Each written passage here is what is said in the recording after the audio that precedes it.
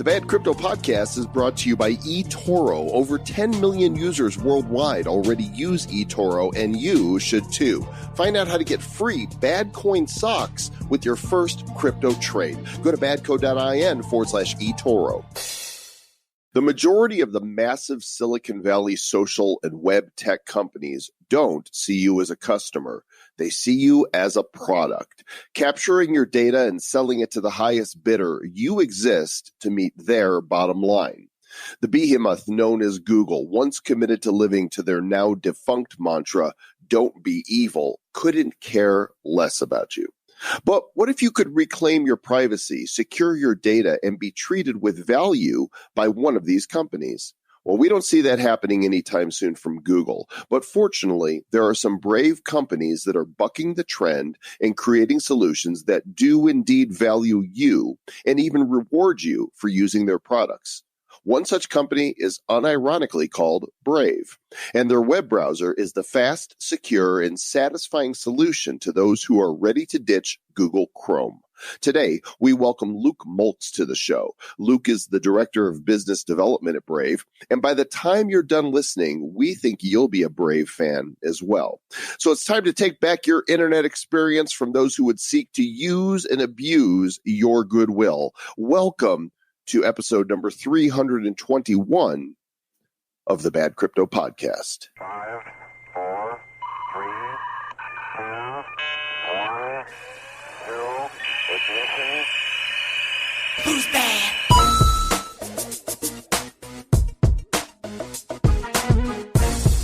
Hello, freedom and crypto-loving fans everywhere. This is the Bad Crypto Podcast, and I am fired up. That's my name. I'm Mr. Fired Up. Oh, man, you're so brave. I love the freaking Brave browser. I use Chrome so rarely right now, and it's only when I encounter an issue with Brave, and those issues are few and far between. Yeah. I know in this interview you mentioned how many ad trackers that you've blocked and how many minutes that you've saved. Well, what are you up to now? Well, if I launch a new tab on it, timestamp this, so a couple weeks after the interview happened, 53,934 ads and trackers blocked, 4,356 secure upgrades denied, and 45 minutes of estimate time saved. That's nice. And you're earning BAT along the way. I'm earning BAT. We're going to talk about it here shortly. You guys are going to love this interview with Luke. Travis, I got some good news from the Republic of Bad Cryptopia. Okay. We are now available on Pandora, the streaming music app. Yeah. When did this happen? It just happened. You didn't see the email from AA, but after a couple months of waiting, after submitting, we're now available on Pandora. So try us out over there and see if we sound any better. badco.in/Pandora, and you'll find us there. Now we are, literally all the places: iHeartRadio, iTunes, Spotify, SoundCloud, YouTube, Stitcher Radio, Google Play, and now Pandora as well. Oh, and Castbox and Himalaya. And Himalaya, all the good places, and even some not so great places. Yeah, we're in some shady places as well. Yeah, Podbean. Yep, we're on Podbean. That's not shady. Podbean's not shady. That's true. The dark web. I don't want to get a message from somebody going, "What do you mean Podbean's shady?" No, we hate you. I know I'm going to leave a bad review. Podbeaner. We like Podbean. They're not shady, but the dark web podcast app, yeah, that's shady. How's your portfolio looking on eToro, Travis? I've not looked at it recently. So, Travis, how's your eToro portfolio looking? We started out with $1,500 each, give or take a few bucks. And what are you at now? Well, it wasn't so bad. So it went down pretty dramatically, and then it's popped back up. I'm sitting at $1,496.12. Oh my gosh, you are beating me by $3.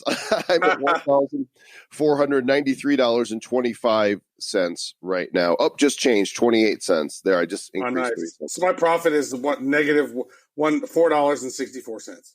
Yeah. So you guys can be smart about your trading as well. Our sponsor is eToro. And if you haven't downloaded the eToro app by now, they're getting ready to launch their copy trading feature that they've had in Europe and the rest of the world for 11 million eToro traders. And it's coming here to the US this month through the eToro app. And that means you'll be able to track traders who are publicly posting their trades and see what kind of earnings they're making. And if you like what they're doing, you see, hey, this dude's making money consistently. You could just say, I'll have what he's having or what she's having. Copy their portfolio, and then your trades will go right along with theirs. I think that's pretty amazing. Well, I thought in high school and in school that we thought copying was frowned upon. Well, when it comes to crypto trading, it is not. Copy portfolios are coming to eToro. Go to badco.in/eToro today. Sign up and tell them Bad Crypto sent you. Now, our interview of the day it's really good stuff we have coming up here because this browser, and by the way, great teaser, Mr. Joel Comm. You really laid it out there for us all very nicely. I found the Brave browser, I think, 2.5 years ago, maybe. I don't know so exactly when I found it, but I remember finding it really early on. I saw a link for it on Reddit, and then I downloaded it on my phone, and I've been using it on my phone almost exclusively for 2 years. So I've saved I don't know how many minutes of time by using it on that, but I primarily only use it on mobile just because it was really set up for a good mobile experience, and a lot of things that we would use for the show and stuff did not work on Brave at the time. And it could only work on Google Chrome. However, all of that's changed. And today we have Luke Mulks with us, who is the Director of Business Development over at Brave. And this is great stuff. Let's go ahead and jump on over there, Mr. Joel Comm. The process of de-Googlification is not a fun process, but it is one that I have endeavored to do. And what better way to do that than to find blockchain-based alternatives to the evil overlords solutions? And Travis, that begins with the web browser for me. Very nice. I have just about, I think I'm almost off Chrome completely.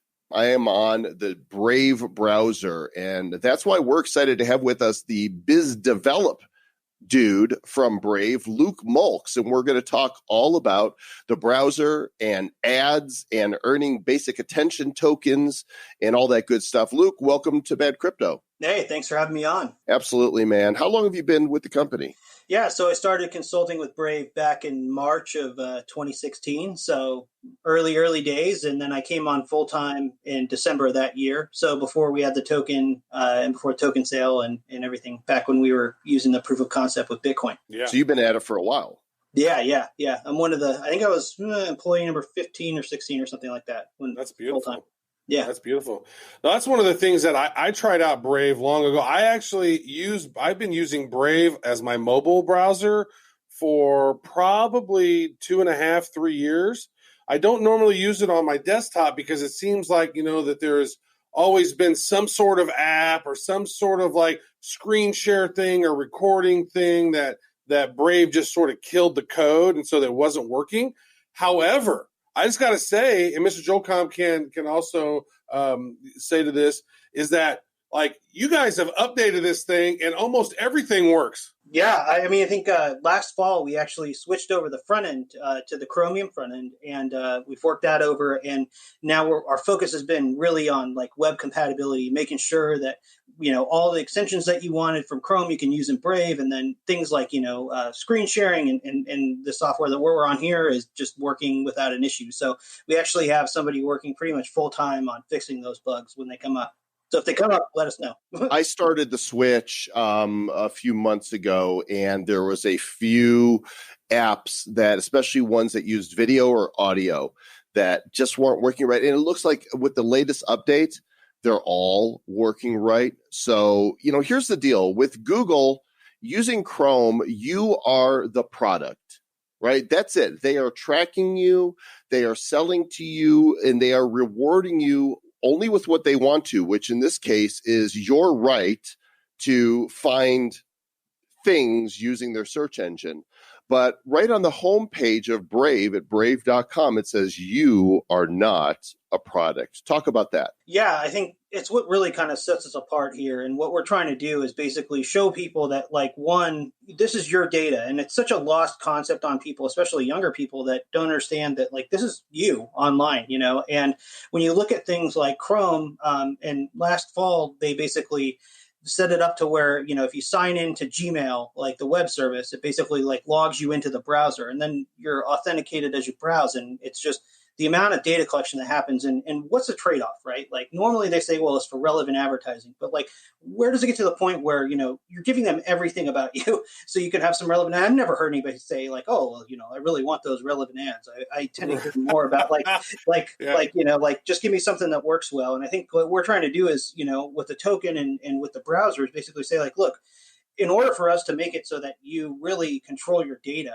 you've got to start at zero, and you got to stop anything that would collect your data without you knowing about it, and then create things that people can opt into, because then you're in control. You're the one telling people, disclosing how much data you want to whoever and whenever you want. So like, it's all about control. Like, you're not the product, you're the driver. Brave's the agent, and it's keeping you protected, and all doing it in one stop, basically. Yeah, and I want to talk, just make a note on that hyper sort of personalization that as a result. I was talking to my buddy Moser. I've known this dude 25 years, and he basically said via a Facebook message to a friend, hey, maybe I'll come out to San Diego for a weekend and we'll hang out.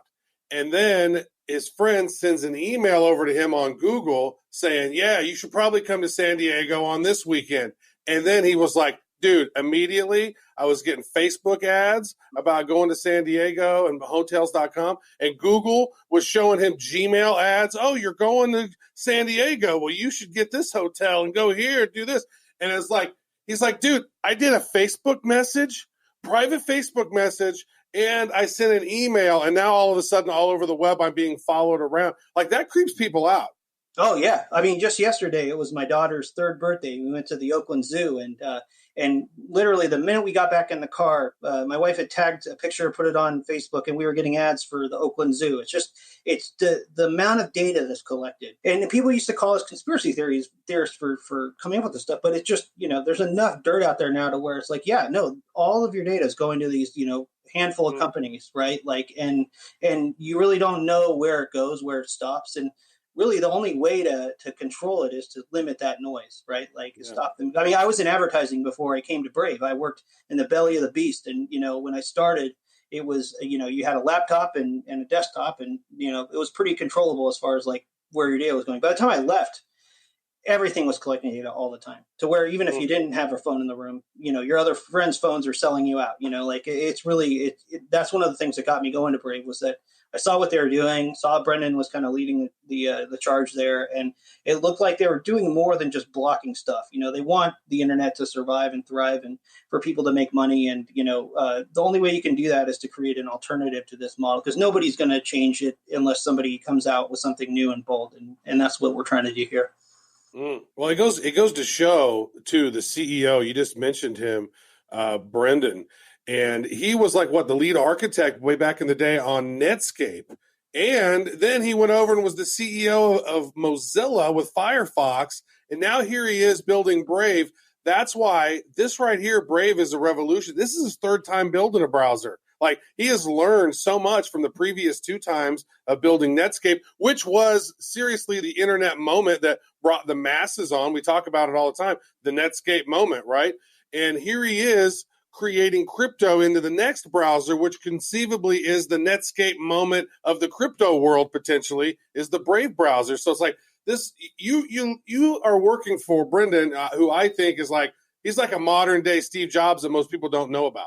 He really is. I mean, and I think the other bit that I throw in there is that he created JavaScript in 10 days in the 90s. And if you talk about, the creator of that too. I mean, you talk about scaling, right? Like, and people talk about, well, how are these things going to scale? Like, you've got a guy leading that not only brought Mozilla to the forefront when Internet Explorer was just like how Chrome is now, but also he created this language that Google everybody's using, right? Like, I mean, and that's one of the things that got me over here, was that, you know, this guy knows how to scale whether it's a browser or a programming language. And when you look at what we're doing with the BAT, I think that, the scaling potential is there, and I'm really excited about it.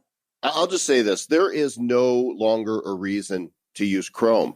The Brave browser does it all. It's faster. And when I launch a new tab, it shows me that so far with this web browser on this desktop, I've got it on my PC, I've got it on my MacBook, and I have it on my mobile device. The bookmarks sync flawlessly. It is fantastic. But on this desktop, I have blocked 41,331 ads and trackers, 2,207 HTTPS secure upgrades, and I've saved estimated 35 minutes just from using a different web browser that's faster. And I'm earning BAT tokens, basic attention tokens. So what is that? Yeah, so the BAT is basically the unit of account for attention on the platform. So when you think about all these different altcoins and they all have kind of distinct use case or purposes, ours is basically to measure attention in the browser or attention related activities. And so whether that's tipping somebody or automatically contributing. And so the way that we're doing it is basically, we have ads on the platform, people opt into them, and they're private ads. They're is designed to not collect any data about you at all. And basically, we reward you with 70% of the revenue from the advertising in tokens. So it's kind of like a reward point in the browser, like a frequent flyer mile. And so as you're browsing, you're viewing ads, you're collecting tokens, and then you can contribute those tokens to publishers, content creators. Even on Twitter now, we're integrated in there, so you can actually tip people in BAT for tweets that you like. And it's all about kind of creating a new way to reward people, include them, reward their attention, and then also support people that are creating content. But we're building on top of that too. And soon you'll start to see, maybe early next year, a redemption option. So you can take that money take that BAT that you've been accumulating and apply it towards like an Amazon gift card or, something at McDonald's or whatever, like other ways that you can use these tokens and redeem them. And then we also have another option where you can actually go through some KYC process and basically take the BAT out or convert it to another digital asset or fiat or whatever. So we're trying to make the options there. Most people usually keep it in the system and keep, tipping and supporting, et cetera. But it's pretty exciting now because, a lot of this is in production and all you got to do is go to brave.com and just start using the thing. And it's pretty exciting. We're getting a lot of growth, a lot of users out of it. Yeah, it's really cool. Now, also what's really interesting is that there's so it will auto-configure, it looks like, or you can do this auto-contribution thing to the websites that you visit the most, right? So it's like I'm looking at some of the sites that I frequent regularly, and it talks about this website. I like to go to this Chiefs website a lot. I go to Blockfolio regularly. I check out Reddit. I go to some other website. I go to some conspiracy theory websites. I mean, I'm all over the place. Well, bad crypto, I go to this place. And so what's interesting is a lot of these websites haven't already connected their website to become a verified account on the site. Now, Bad Crypto Podcast actually is. So we've verified our account. We've put a little snippet of code in the header of our document. And so whenever you guys come and check and see, there it is. We verify that's us. Now, there could be a lot of money for people with some of these websites out there, couldn't there, already? Absolutely. I think that's the thing, is that, the browser will hold the contributions for you until they verify. And then once they verify, I think it's for 180 days or something like that, or 90 days or whatever. But, once the site verifies, then those contributions become available to the creator. And it's just an ongoing thing. It's almost like having an annuity. Like people are consuming the content, and wherever their attention goes is naturally where the tokens are going to flow. And it's all done locally. It's all done privately. It's all done with the intent purposes of not leaking your data, but also supporting creators like yourselves and like others that, want to have some additional revenue. And people are blocking ads all over the place. And from our position, we're not anti-ad, we're anti, surveillance economy. And so by creating ways, oh my God, surveillance economy. Oh, Jesus. I just tipped Bad Crypto one BAT, by the way. I just tipped us. Very nice. Yeah. No, it's really handy. Now, if you think about it, because Brendan has such a deep experience and knowledge into the browser system, having started it since '95. He's been working on browsers, now he said, hey, instead of Google getting rich and Facebook getting rich, which they're worth hundreds of billions of dollars, right? Like, take some of that money and give it back to the people, which when I look at this and I think about this as, right now in 2020, there's this debate, like the Democrats are all about socialism, right? And there's this conversation around socialism.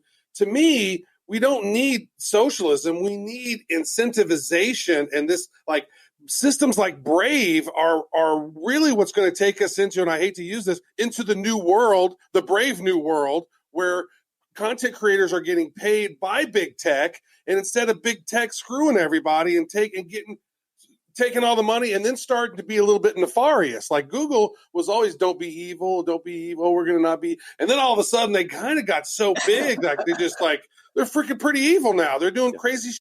They're blocking people. So like, that's one thing. It's not even really a question. It's just a comment of like, I see it. I see how this ecosystem can help change big tech potentially. Well, and I think that's one of the interesting things too. We started to support YouTube creators, so we made it so that they could verify with us too, which is even a simpler process than a website. You basically just go and use your Google login, and we verify, off of that. So then you can start receiving that from your YouTube channel, for example. And we did it right around when all of that demonetization started happening with YouTube creators, where they started doing filtering and prevented running. They wouldn't give you ads unless you had 10,000 views, et cetera.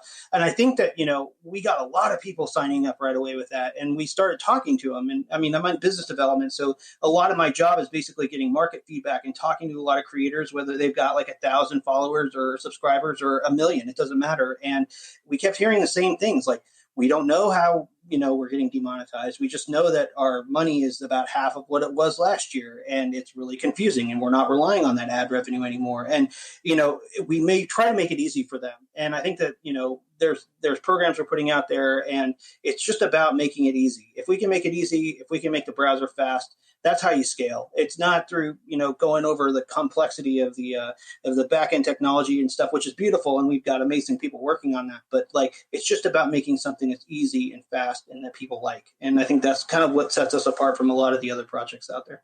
Well, it's all of that. And those of you listening, you've heard me talk about this before, and I have. When I say I've made the switch, I mean I have made the switch. And I'm not using Google as a search engine unless I'm absolutely desperate. I've got DuckDuckGo.com set up as my default search engine for my default browser, which is Brave. And I'm going through pre-search, and I'm voluntarily seeing ads from pre-search after I do a search. It takes like a second. I earn some pre-search crypto, and I'm fully blockchainified here with my web browsing, gang. The other cool thing about that too is I worked with DuckDuckGo. We made a partnership with them. I think December 2017, and they actually verified the DuckDuckGo.com domain. So it's another case where we can use the token for search engine utility, right? Like, so not only are they on board with it from a privacy angle, but they were the first major search engine to actually like verify their domain and accept crypto, which was pretty. In fact, I've got shields up for DuckDuckGo.com, and guess how many items it has blocked? 0. Because DuckDuckGo doesn't track you. And there's the proof. Brave has not blocked a single tracker or secure setting or script or cookie on DuckDuckGo because they're not setting them. So how many, I know that, numbers are funny things and you can make it sound bigger than it is, but how many downloads have you had of the browser for all 3 platforms? Because it's available on Mac, PC, and Linux and the mobile devices. And then how many active users do you have? Yeah, so the download number is big. I don't remember offhand exactly what it is. Our focus, just to be candid, is, we look at active use, and our initial focus was on monthly active use. And we actually, with the launch of the ad platform, we even pivoted further into daily active use because we really want to know who's coming back every day. And we don't collect data at all, really. I mean, this is just like off of, some trivial little single event basically that we record on. But we're at about 7 million monthly active users, and I think we're at about 2.8 million daily active users. And so to give you some perspective on that, in January of 2018, I think we hit 1 million monthly active users. So the growth curve is pretty substantial, and we're looking to hopefully hit 10 or 12 by early next year, or Q2ish or whatever. But if we keep doing what we're doing, we'll hit those goals. I mean, I think it's starting to resonate with people. And when I first started doing meetings with publishers about this stuff, 2-3 years ago, you start talking about privacy and you get laughed out of the room. And now you look and you see, Mark Zuckerberg on stage and Tim Cook on stage, all these guys talking about privacy. And so I think we're positioned pretty well to do good this upcoming year. I think it's going to be a really interesting year for privacy in general. So apparently, what you can do is you can auto contribute, which you can sets a certain amount, it configures it on your own, and you can connect it to what funding sources can we connect our contributions to, and how do we add more BAT into our reward wallet? Because every once in a while, I just want to maybe tip somebody 5 BAT. Like, how do I add that into my account? No, it's a great question. So right now, basically, you can earn BAT from viewing ads. We used to do monthly grants every month where we would give users a certain amount of BAT every month, and that's the BAT that goes out to the creators. We also have options for you to self-fund your wallet, either with crypto and within the next couple of weeks, I think we're having a two-way wallet option that we're adding where you could actually, bring in outside crypto, bring in a debit card or something like that to use in your wallet. And so more and more funding options will be available. But the way it works is that, you opt into Brave Rewards. And if you're a new user, it opts you into both auto contributions and it opts you into advertising. And so you can also go in and turn this stuff off too. And I think the really cool thing about what we're doing here is we're basically saying, like, look, give people the controls over the experience. So with advertising, we're starting by saying, look, you can control how many ads you see per hour. And we max it out at 5 because nobody really wants to see more than 5 ads an hour anyway. And if our platform's doing the right thing, you shouldn't see more than that anyway. But and then we also make it so that you can control those contributions too. So you can go in and adjust the amounts, remove sites, from the contribution list you don't want to support, et cetera. And you can also do that with the tipping feature. So you can set like recurring tips to go out every month. So it's almost like a mini subscription in the browser. So it's all about giving users control. It's all about making this local and keeping Brave out of it, right? Like it's your browser and it's your data. And if we ship the browser with the right features and the right code to do its job, Brave as an organization shouldn't be in your business. Like that's kind of our whole Kool-Aid here is that, we don't want to know. We just want to count and make sure that the accounting works, right? Like, and if that works, then we're doing our job. Get out of my business. Get out of my business. So, as I'm looking through the Bad Crypto creator account, we just set this up last week and there's 47 BAT tokens there. Did we just earn that or have we been earning them and didn't even know it? Yeah. So the way it works is if people have been contributing in their wallet locally and you haven't verified yet, the browser will hold that. I think it's for 90 days and then it'll keep trying to send it. And so once you do verify, it'll send it over. So some of that could have been from what people had contributed before, or it could be from what people contributed after. It's those two cases, basically. How about that? And then it's having me connect to uphold.com to have the funds released. Why is that? Yeah, so Uphold's basically our backend provider. So Brave doesn't have the keys to your crypto, basically. So like we keep that trusted relationship between you and our backend provider, and they handle like, know your customer, anti-money laundering process and all of that because, being compliant is important. And we've got so many users and we're a global company that we don't want to start doing things that would put us in jeopardy as far as that goes. We have to run a business basically, but Uphold's been there. They were one of the first companies out there to support ERC20 tokens back in the day. Now everybody does, and it's kind of interesting to think about it. But they've been a great partner, and yeah, so they handle the backend stuff. If you're a publisher, we made it really simple to where you could basically have it go to dollars or whatever local fiat is, and if you don't want to deal with crypto, and because that's kind of what we've had to do is put ourselves in the mindset of like, if I'm a publisher and I don't know about this stuff, like how can I make it easy to earn money? Or if I'm an advertiser and I want to run ads, but I don't understand this crypto stuff, like can I just use dollars? And so we've had to design these systems to work for everybody outside of crypto too. So my question for you, Luke, is how do people use the Fulls? At least you didn't tell me you were my father. No, that was awkward. So, no, what I want to know is about actually advertising. So you talk about how you earn money from advertising, but how does one advertise on the platform, and what are the limitations within the advertising platform? How does the advertising system work? Is it sort of like the old school, AdWords? Or is it auction based, bid based? And then how does that system work? Because I think that this right here could be another option for people. They probably don't even have any clue that this exists. Yeah, no, it's a great question. And so if you go to brave.com, we have an advertiser page with a wait list, and there's over 7,000 people have signed up for that wait list to try and advertise with the platform. And we, when we launched at the end of April, we started to send these wait list emails out to people, and we do it about once a month. But, basically the way it works is we're building this into eventually have something like a Google Ads or AdWords where you can go in and set up your own campaigns and run it. Right now, we're building that, but we're doing like a managed service. So we set you up with a rep. They send you the information to fill out your ads, and then we process them, run them, and then we give you a dashboard so you can view the performance and export reports and things like that. The way it works is a little bit different than traditional advertising, where there's these real-time bidding and all these third parties and auctions and everything like that. What we're doing that's really different is we basically have all the ad inventory listed out into a catalog, and we send that catalog to all the devices every couple hours. And then we put ad matching logic, like with machine learning, directly on the device. So our ad platform basically matches ads to your browsing profile locally with the machine learning algorithms to the catalog and determines the right time to serve you the ad based off what you're browsing, because the browser kind of sees everything. And the key is that we put that kind of like smart ad server directly on a smart device, which nobody's really done before. Like, people are still serving ads the same way that they were, 5-10 years ago. It's all done on the cloud, and there's all these companies collecting your data and bidding on you and all that stuff. And we're saying, like, look, it's 2019. We can put this stuff directly on the device. Why take the browsing profiles from all these different vendors when we could just match it at the source and kind of treat it like an autonomous vehicle where it's basically learning off of your browsing, optimizing. That's brilliant.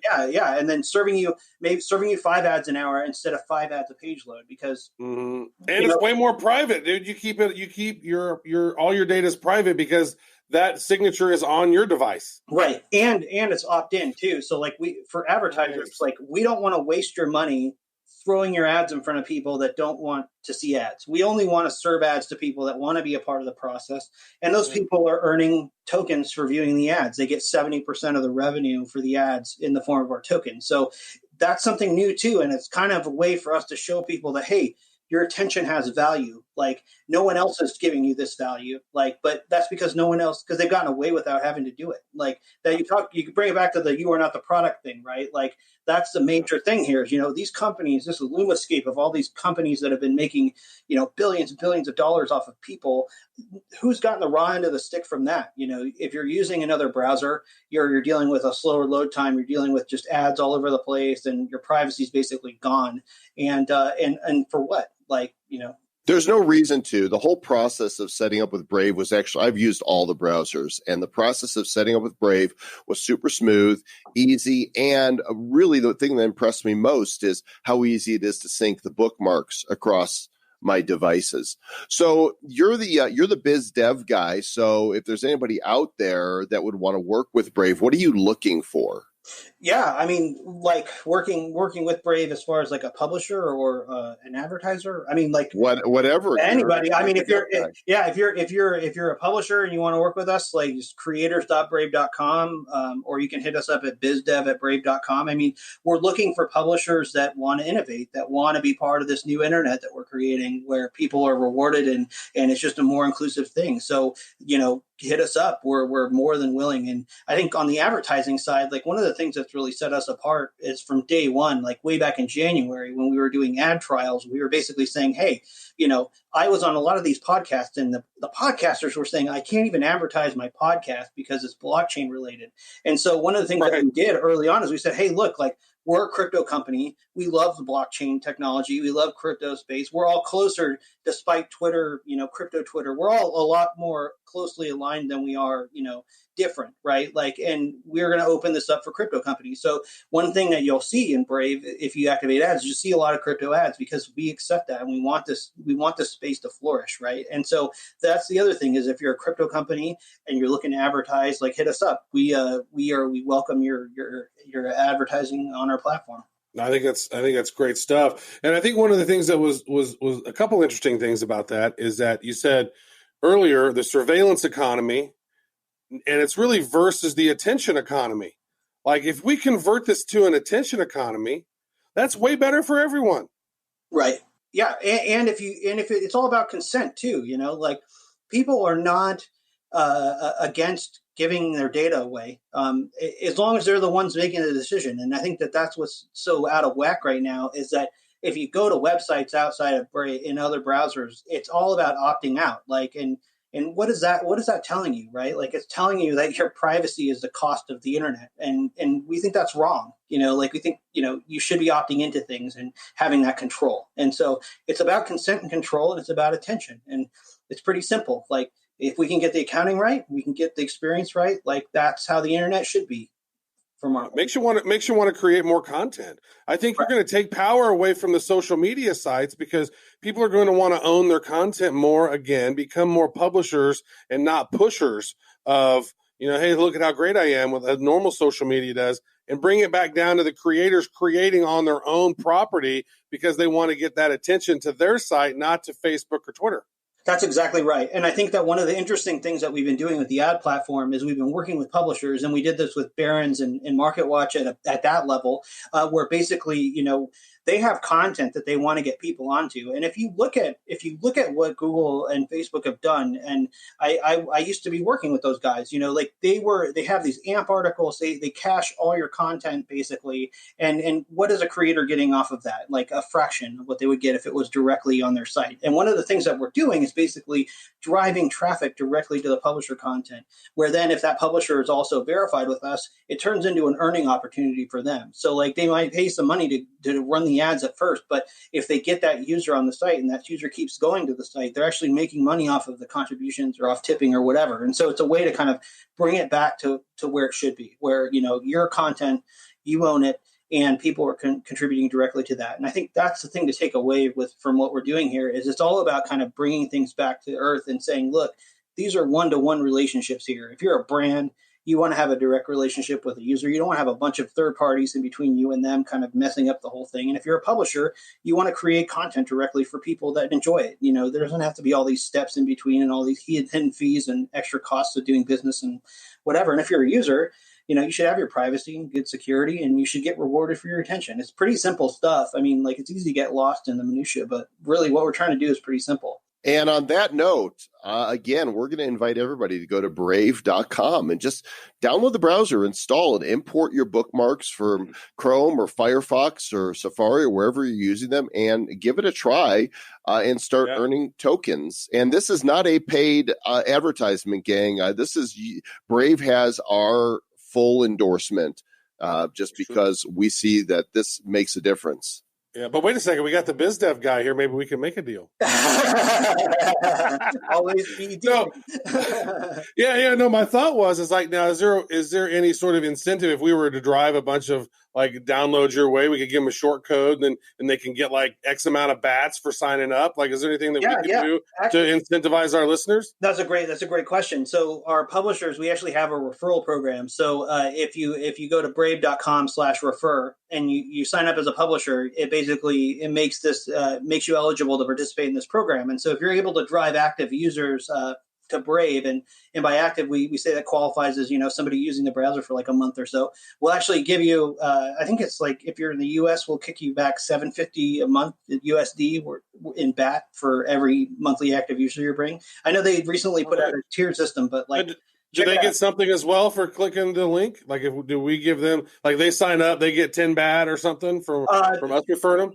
Not quite, but I think that we might go and do something in that direction. But right now, reward the public. In that case, if you guys want to support bad crypto, instead of going to brave.com, please take a moment to go to badco.in/brave. badco.in/Brave. That'll go through our referral link, and Bad Crypto will earn about $5 for you signing up for Brave, and you will be badder for doing so. I want to ask a question, like, but we can wrap it here, but just real quickly. Is it, like on some articles, blog articles, you see like, oh, if you like this article, you might like this one, sort of like Outbrain and Taboola type do. Like, what are your ad formats? Like, how are your ads set up? Are they like little banner ads? Are they video ads? Like are they sponsored content at the end of the article? Like, what are they? Yeah, that's a great question. So right now we're taking our first ad unit that we put out as our user ad unit. It's in the form of a notification. So it looks just like a notification you would get from Slack or from any application that you're used to seeing. And so it's a small message that comes through. Think about it as like kind of packaging a search ad in a notification. And then the user clicks on that and we open a new tab. And the idea here is that's a direct ad from the brand to the user. What we're going to be doing, in the next, 6 months or so, we'll be coming out with publisher ads where if you're a verified publisher with us, you can actually run ads within your domain and earn 70% of the revenue as a publisher. And the users will still earn 15%. We'll earn 15%. But right now we're starting with this format because it's not obtrusive. It's a great way to get a clean message across. You can even use emojis and it's not like a really annoying ad experience. And so that's kind of where we're starting, and we're going to be moving and doing more formats soon. That's fantastic. Well, Luke, we appreciate you joining us today. And why don't we work on getting Brendan on the show for the future, because we'd love to talk to him about his journey. Maybe you can help facilitate that. Absolutely. And thanks so much for the recommendation too. And really appreciate the support, and thanks for having me on. Well, if you're not persuaded now to download Brave, I don't know, what it's going to take. It's such an easy escape from Google. It is faster. All the plugins and extensions work on it. Go to badco.in/Brave. I think he said we get some BAT tokens or we get batty when you guys use our referral link. We get more batter? That's right. The braver you are, the badder we get. That's so good. Here's something I just discovered yesterday, Travis, post-interview. Gab.ai claims to be a free speech social media platform. It attracts all kinds. It's not for everybody, but it's definitely free speech. Well, they created an extension called the Dissenter extension that works on Google Chrome and on Brave, and it basically creates a meta layer on top of any website for conversation to take place. Well, here's what I discovered. There is now a Dissenter browser that is built basically on Brave's core that you can download as well. And I've got a link to that in the show notes. And so if you want the Dissenter browser, which is basically Brave with their extension already installed into it, you can go and get it. But here's what's really interesting. Gab's Apple developer account was terminated by Apple. And so if you download the Mac OS version of the browser, you have to, do a control click and then allow it in order for Apple to allow you to install it, because they don't like free speech over there. Man, that's what's so crazy is, you've heard that argument where somebody says, they banned the so-and-so off of social media. And they go, well, just create your own platform. And they go, okay, so Gab creates their own platform. And then what happens is, well, the host for Gab gets deleted. The payment processing gets deleted. They have to change where their URL is.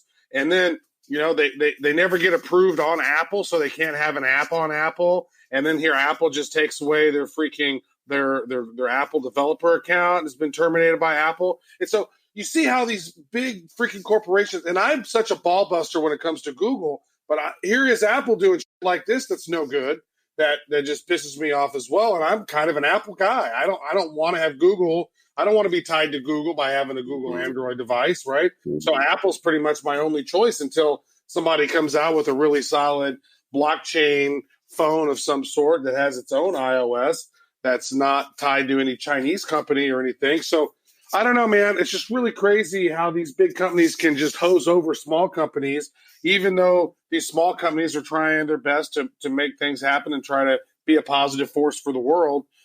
Big tech and stuff can smash them down, which I think Apple should get a big penalty for that.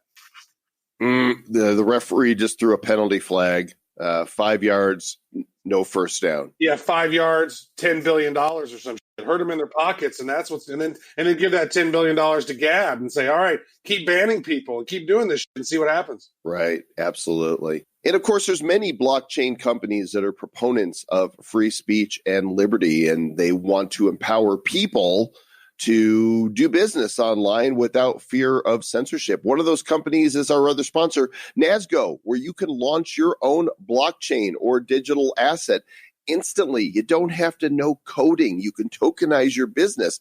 Think about it, your own tokens to be able to reward fans, followers, customers with tokens in your particular business. I think it's a pretty cool concept, and you guys can learn more about Nasgo and the NSG token. It's all at nasgo.com.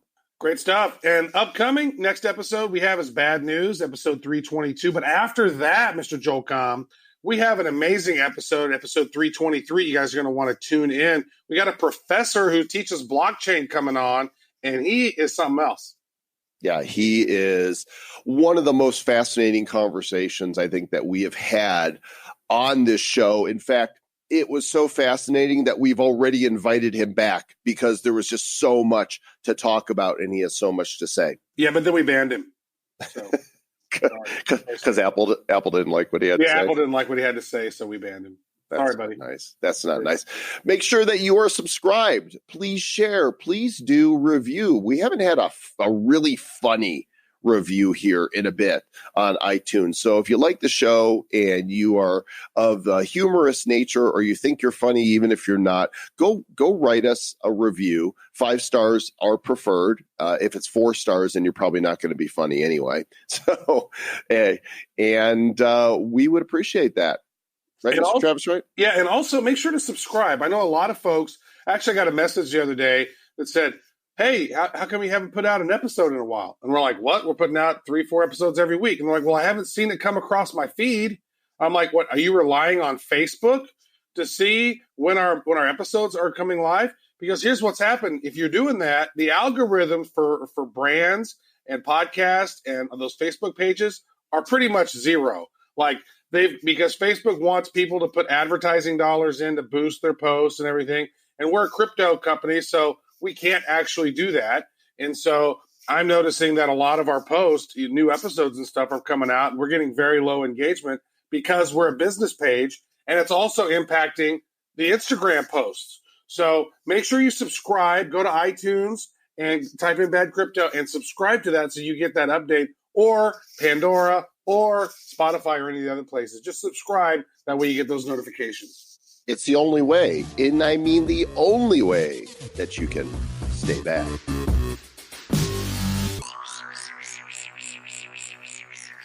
Who's bad? The Bad Crypto Podcast is a production of Bad Crypto LLC. The content of the show, the videos, and the website is provided for educational, informational, and entertainment purposes only. It's not intended to be and does not constitute financial, investment, or trading advice of any kind. You shouldn't make any decisions as to finances, investing, trading, or anything else based on this information without undertaking independent due diligence and consultation with a professional financial advisor. Please understand that the trading of Bitcoins and alternative cryptocurrencies have potential risks involved. Anyone wishing to invest in any of the currencies or tokens mentioned on this podcast should first seek their own independent professional financial advisor.